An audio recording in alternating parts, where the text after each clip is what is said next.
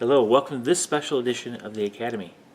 Again, we're taking a break between chapters 5 and 6 because I want to really expand on some of the stuff we've learned already. And I want to highlight something that I find very exciting.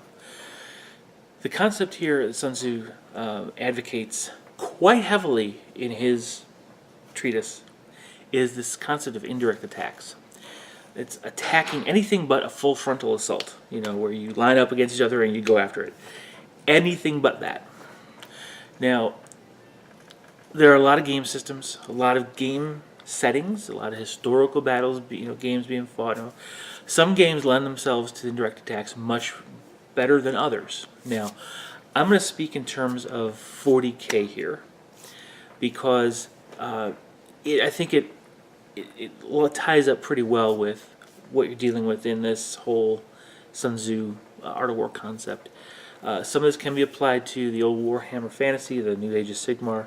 I don't have much experience with some of the other tabletop games out there. However, feel free to put in your comments below and let the other viewers know what other systems kind of have this indirect attack capabilities in there. So let's talk about that. The one thing I found is that in 40K was, and I learned this one very early because I'm used to World War II and Korean War and everything prior. Again, opposing forces meeting on the battlefield. You always protect your flanks. All these concepts that are very, very straightforward, very basic, immediately got thrown out the window as soon as the first time I played against Space Marines and they brought the drop pod in or the Terminators in, and they're right there. There's no way I could stop them from getting through my front lines because they just simply landed behind me. Not something you find in normal or pre-modern warfare. So that's my first exposure to indirect attacks. And I've been able to use these with Tau as well. But here's what I found. The best example and the best codex that highlights and showcases this whole concept of indirect attacks is actually the new Genestealer Cult. Nothing beats it as far as indirect attacks go, because almost all of the units have the capability of either deploying or coming in reserve anywhere on the board. That is as indirect as you're going to get.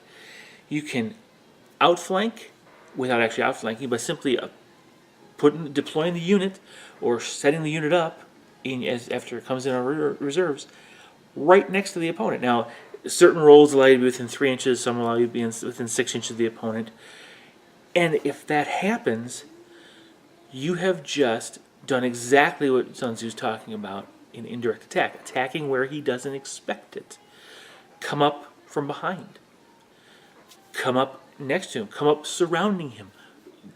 Come up around a particular unit that he was thinking was safe. There's all these possibilities. Now, granted, you don't have complete control over this because it is random with the die roll, but still, I think it's like 4 out of the 6 are basically indirect attacks showing up anywhere but your table edge. So, pretty impressive.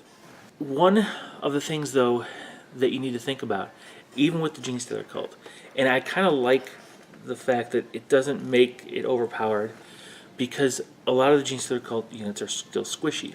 That's good for us, opponents of them, because what it does is it forces the opponent to really think in terms of why is he doing that indirect attack? What does he expect to get from it? And he places the unit there. It doesn't even have to take fire. It can just be there to block, prevent you from moving into a particular part of the board.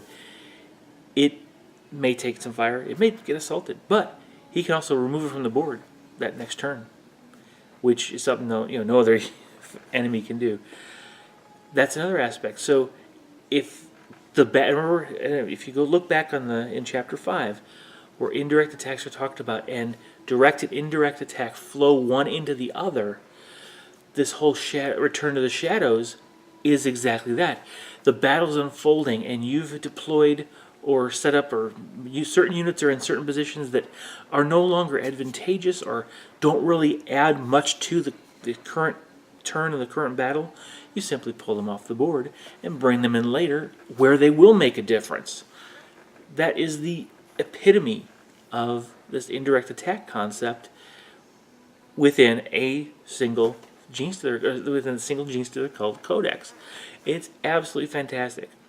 And the fact that you do get access to some vehicles and things makes it all that much more better, because you do have elements of a regular army where you can deploy with a full frontal assault, if you will, to almost pin down the opponent and then do all this indirect stuff around it. It's absolutely fantastic. Very, very exciting to see this. And I would honestly recommend that you see if you can get yourself a copy, to get a look at a copy, and study their options in their Cult Ambush table. Take a look at what they can do. Now, you're not going to be able to do it unless you play a Genestealer Cult. But, first of all, knowing your opponent is important. Know what kind of indirect attacks they can do, so that you can be prepared to defend against them or set up lanes of fire. Just as an example, having a unit that is in a position where it's vulnerable because it has a lot of open space around it. If you're playing Tau, for example, one of these, there's number 6, I think, is you can place it within an inch of the opponent and you can charge.